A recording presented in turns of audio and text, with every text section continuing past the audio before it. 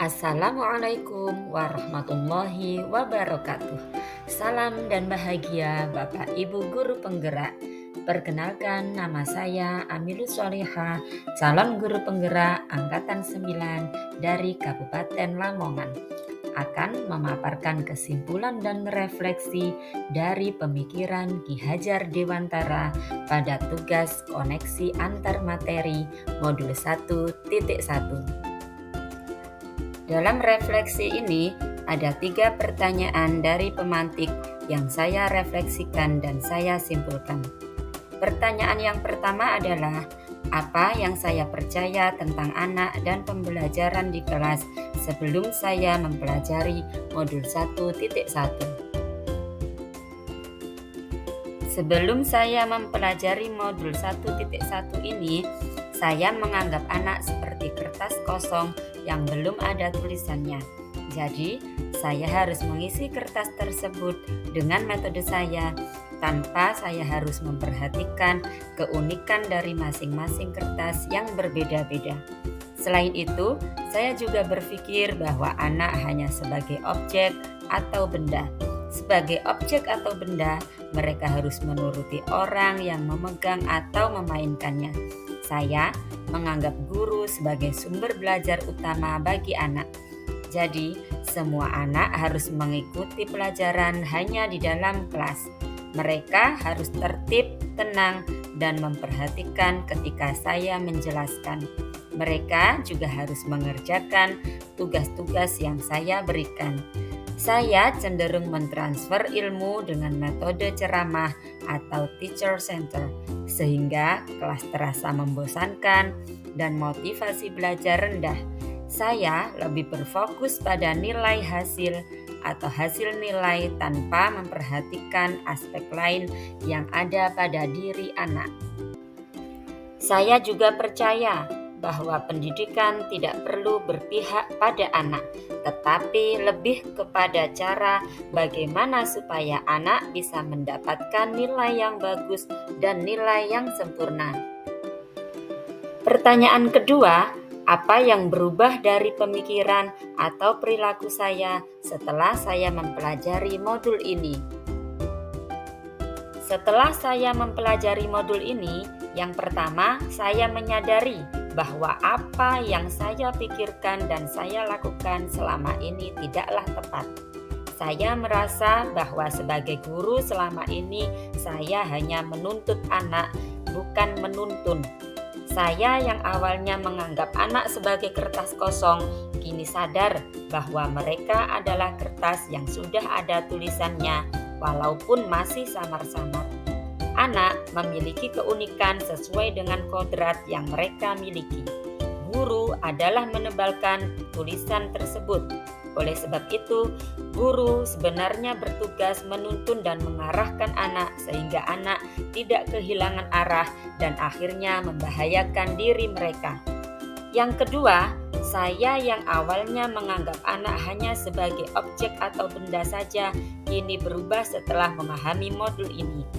Anak harus menjadi subjek dalam pembelajaran, tentunya dengan bantuan guru untuk menjadi fasilitator dan motivator dalam pembelajaran.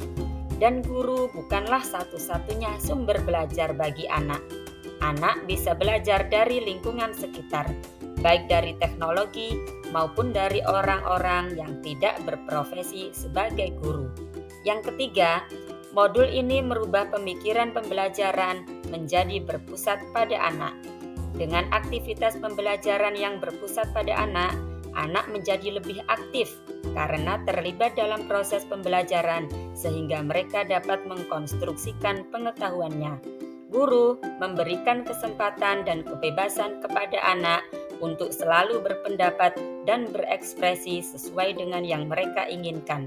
Pembelajaran yang awalnya di kelas dengan suasana yang tenang dan tertib, sekarang sudah mulai saya ubah dengan pembelajaran yang mengaktifkan anak. Saya menerapkan berbagai metode dan model pembelajaran yang berpusat pada anak.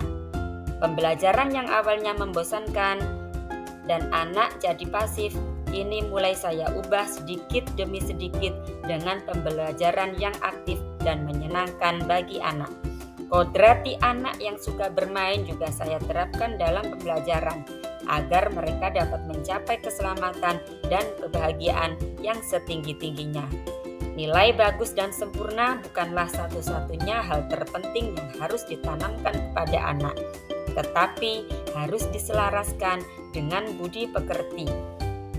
Pertanyaan yang ketiga, apa yang dapat segera saya terapkan lebih baik agar kelas saya mencerminkan pemikiran KHD? Hal yang segera saya terapkan di kelas saya untuk mencerminkan pemikiran KHD adalah dengan merancang pembelajaran yang interaktif dan menyenangkan dengan melibatkan anak sesuai dengan metode student center. Menciptakan suasana belajar yang berpihak pada anak, berpikir kritis, kreatif, komunikasi, dan kolaborasi dengan berpegang teguh pada konsep memerdekakan anak. Memberi tuntunan atau arahan yang baik kepada murid. Pembelajaran tidak lagi menuntut tetapi menuntun, karena tugas guru sejatinya adalah memberi tuntunan atau arahan yang baik kepada anak, berusaha menjadi teladan yang baik bagi anak, baik dalam perkataan maupun perbuatan. Menerapkan pembelajaran kontekstual, di mana lingkungan dan kearifan lokal menjadi sumber belajar sehingga murid mampu mengenali, melestarikan, dan mengembangkan kebudayaannya. Menerapkan pola asah, asih, dan asuh sesuai dengan pengajaran dan pendidikan dari Ki Hajar Dewantara. Saya akan menanamkan budi pekerti melalui pembiasaan-pembiasaan yang baik dalam pembelajaran. Saya juga akan terus berkolaborasi dengan berbagai pihak seperti orang tua dan masyarakat sekitar dalam mengembangkan pembelajaran dan menanamkan nilai-nilai budi pekerti. Kesimpulan yang dapat saya sampaikan dari refleksi ini yaitu 1. Pendidikan adalah menuntun anak untuk mengembangkan minat dan bakatnya, sehingga anak dapat mencapai keselamatan dan kebahagiaan yang setinggi-tingginya. 2. Pendidikan bukan hanya mentransfer ilmu akademik dan tidak tertuju pada nilai saja, namun perlu menanamkan budi pekerti yang baik dan mendidik anak sesuai dengan kodrat alam dan kodrat zaman. Yang ketiga, pendidikan sejatinya adalah berhamba pada anak. Demikianlah pemaparan saya tentang koneksi antar materi pemikiran filosofi Ki Hajar Dewantara. Terima kasih dan mohon maaf apabila ada salah kata dalam penyampaian.